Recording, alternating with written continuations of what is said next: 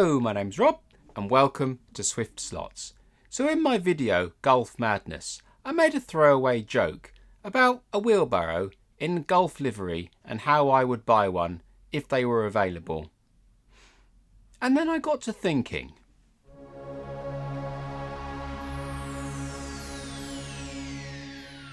So what I've done is I've taken photographs of my wheelbarrow, worked out the scale, and from that I've taken some very basic measurements, and from those basic measurements I've done a scale drawing of what I intend to make.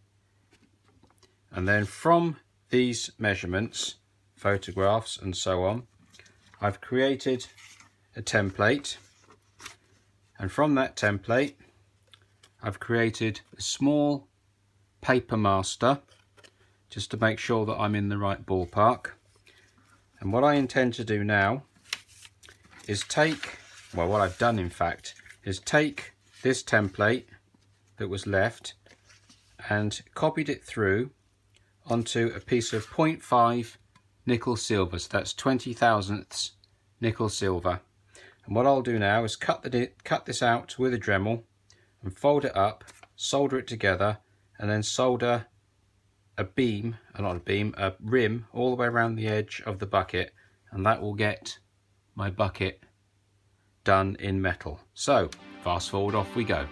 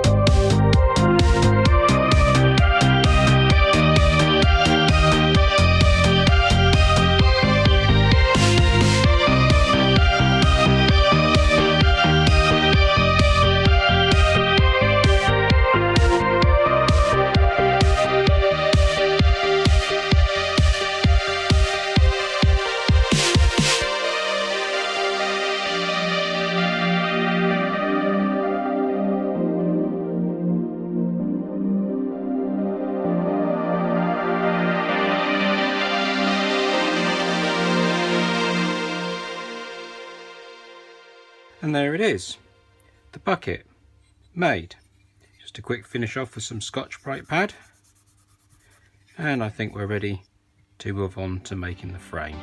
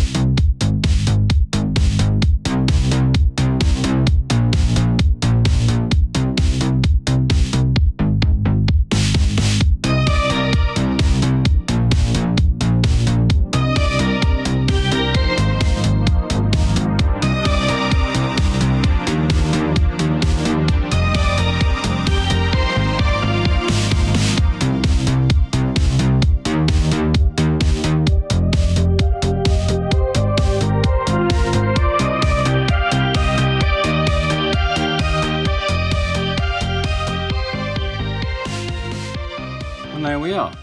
So there's one bucket, there's one frame with the straps on, which goes on there like that, and two handles on there and on there. And there we have the beginnings of what looks suspiciously like a wheelbarrow. So there you go. Right, on with the front wheel.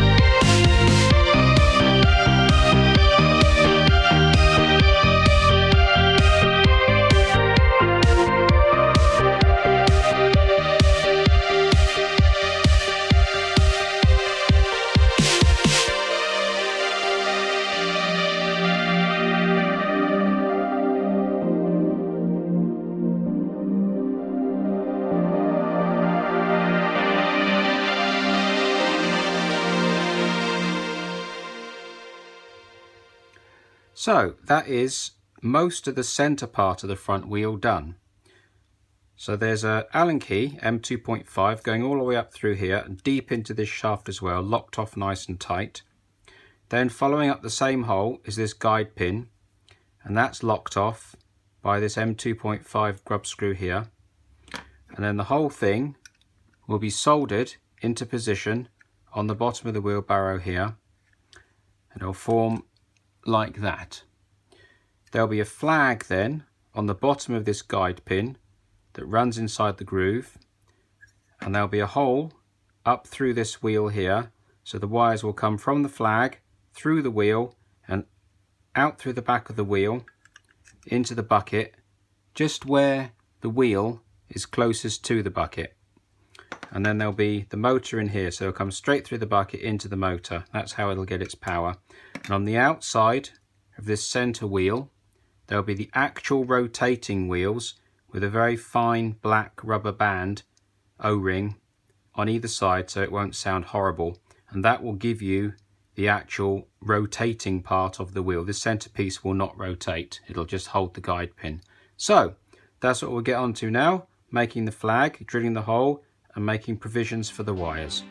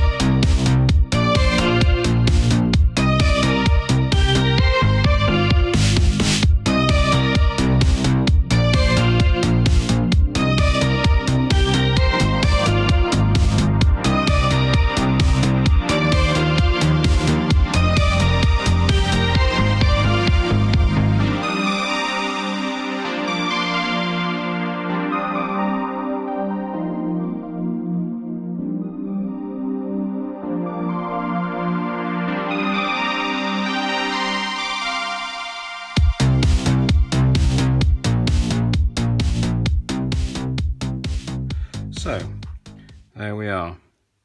I've threaded the wire through the wheel. The hole actually comes down straight, and then I've turned it to come out the back so that the wire has a straighter access out the hole. So the way this works now is you have your flag here, insulated panels on the side. The braid will sit on the top of this pad, be very gently soldered across the front edge with a wire. It'll come across the top of the pad, around the bottom of the pad, and then straight out the bottom, and then that braid can have a certain amount of flex in it so that it makes up the distance to the track. And this flag is actually, as you can see, about 2 millimeters, maybe 3, from the actual surface of the track, and the braid is only 0.3 of a mil, or 0.2 if you get racing braid, about 0.3 of a mil thick. So you've got a little bit of room there for the braid to have a little bit of compensation. And then the wire will literally, I'll cut this wire in half, I'll pull a little bit more out. Well, that one piece will go on that side with a nice healthy loop, like that. And then the other one will go onto the other side. And then as this wire comes up through the wheel, as we can see, it'll come through. I don't know if you can see that. Maybe I should do it that way, not sure. It'll come through the bucket right at that point, straight into the bucket for the motor. So that is literally the whole of the stationary front wheel finished, including the insulated flag. So what I now need to do is make 2 wheel faces on the lathe in resin with a little shaft as a bearing, and that will give us our actual rotating outer wheels, and they're the actual parts that are going to actually sit on the track. This part won't sit on the track at all. This piece will hover in mid-air, and it's only literally a very glorified guide. In fact, this is all this is a very, very glorified guide. The actual wheels on either side are the parts that will actually be effectively the front wheels. So this is just a guide. The bits that go on there are actually the wheels that actually run on the track. So let's crack on, let's get these outers made.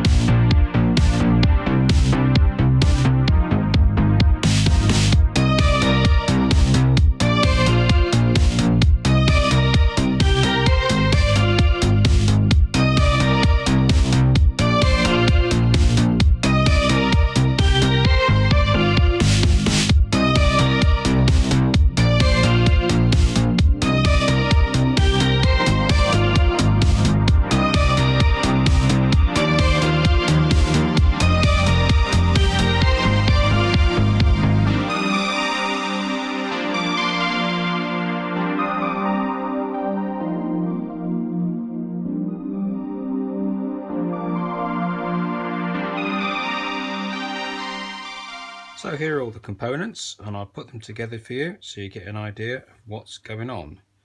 So we have the shim first, followed by the outer third, the other shim, and the other third, and then the guide.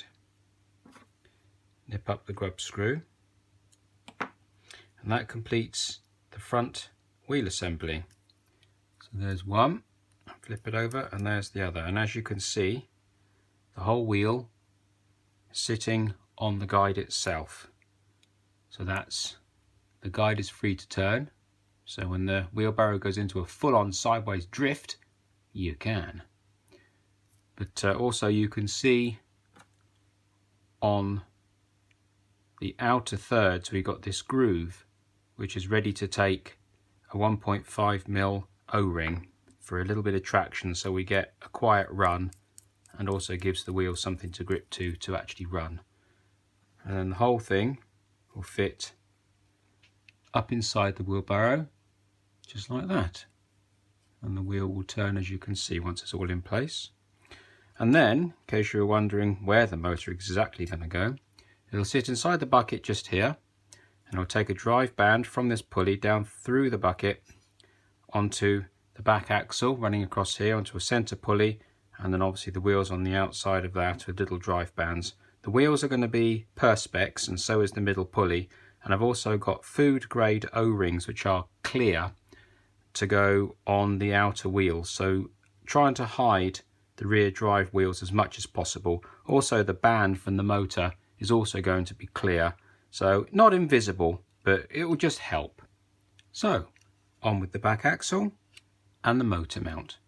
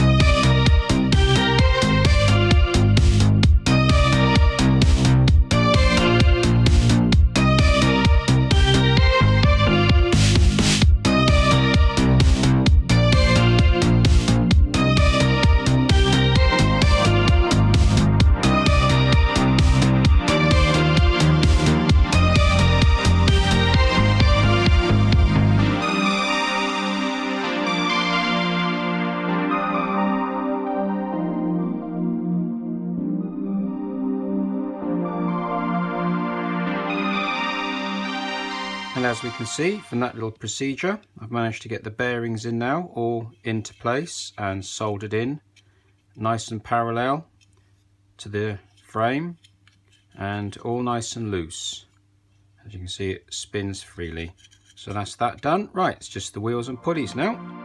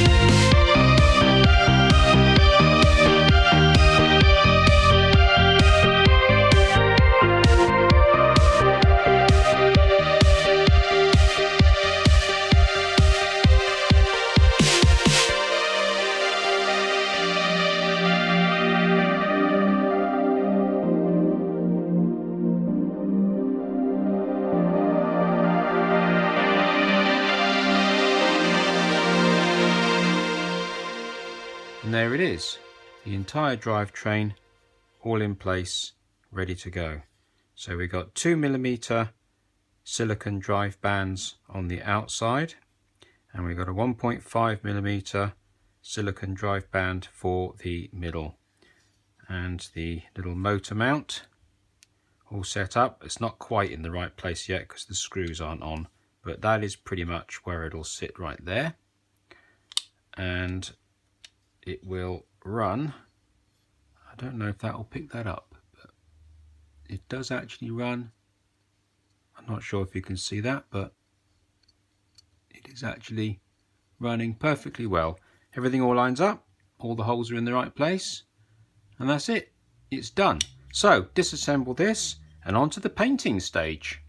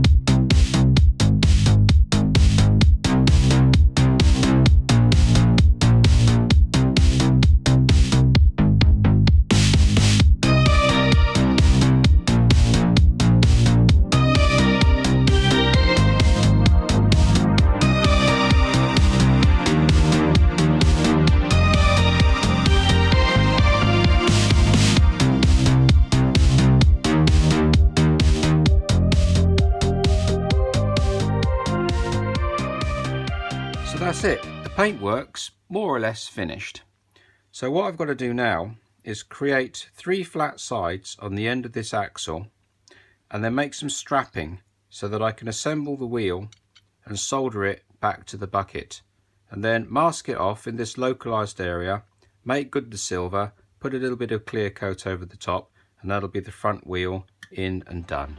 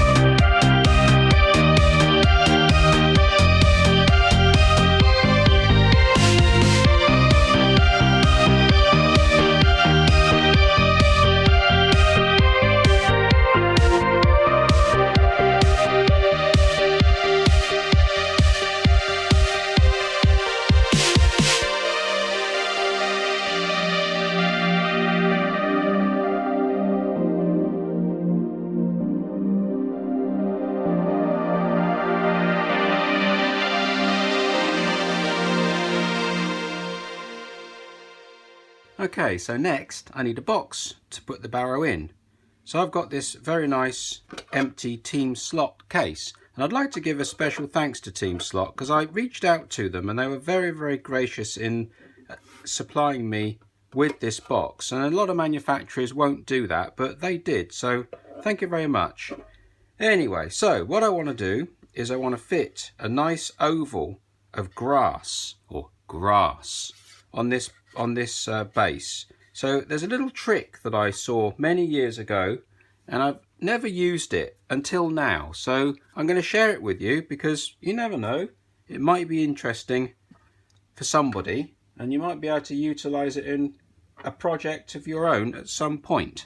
So the basic premise of this idea is you work out your distance less a bit, in this case a little bit shorter than my base, and then you get a piece of string and you make it slacker. Now I don't know what the formula is for this, so I guess you just have to suck it and see, but you can see that what I've got here, it's about, the loop itself is probably about 10 mil, sort of 3/8 longer than my nail centers, and I'll show you. So I'm going to go into that loop that I've done there and just go around like this, and you can see that I'm actually getting a perfect oval. Quite a neat little trick. So there we are, there's my oval. Now you can see that that oval is as long as the base, more or less, and as wide as the base. So what I'll do now is I'll transfer this shape onto some double-sided tape, and then I'll stick the double-sided tape onto my felt, and then I can remove these little grooves here because I don't need those, and I'll double-sided tape my felt straight to the box, and then we'll work on the back.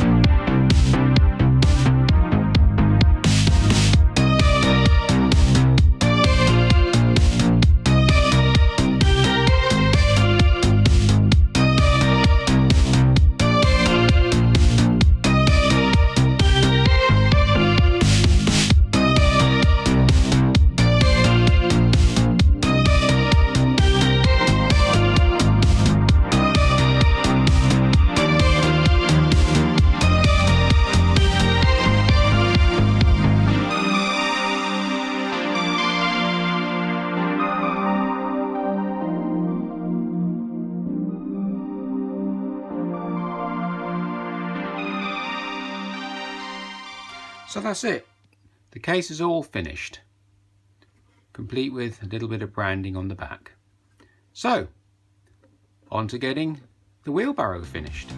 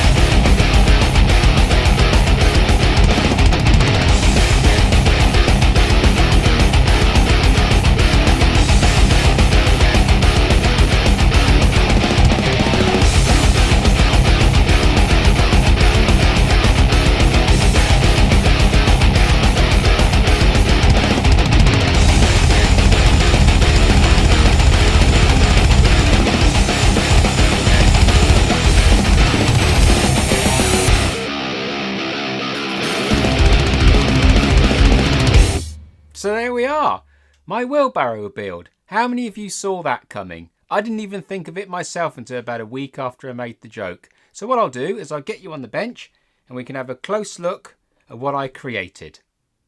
And here she is, the star of the show, my little golf wheelbarrow in its nice presentation box. So let's get her out and I'll show you. Give her a bit of a closer look. So let's get him off the base. I just put this wire on just because it's convenient. There you go. And there she is, my little golf wheelbarrow. So you may be wondering, why have I used carrots? Well, the thing is, carrots are naturally streamlined. And if you look at the direction of travel, they're all pointing in the correct direction for maximum airflow. And they're orange. And they're vaguely comedic. So why not? And underneath our carrot box is the motor. Now the carrot box got a little bit of lead in there just to give it a little bit of traction on the back end. So there we are. All those nice little carrots. And if I get bored with carrots and I want to blow a hat or something like that, I can always make a new one of these. They're not difficult. There's the motor. And the drive band works extremely well. I was a little bit worried about whether it would actually fly off or anything, but it doesn't. It works absolutely great with no issues at all. So there we are. And there's our sprung-loaded guide. And the rubber O-rings for the drive on the front wheel, so that it gives you the illusion that it's running on the front wheel. Well, it technically is running on the front wheel, really. But, there we go. Nice little close-up. And the paintwork turned out quite nice as well. I was a bit worried about the paintwork, but this is the Tamiya X22 and Mr. Colour levelling thinner, and it worked pretty well. The last coat was pure thinner, just as flat down the varnish, and that all worked out rather nicely. So the only reason I've used Tamiya colours this time round was because I actually had the paint code to get the orange and the blue correct. So that's why I've actually used Tamiya. But my next build I'll probably use Mr. Colour lacquer paints and see how I get on with those as well. But this worked out really well.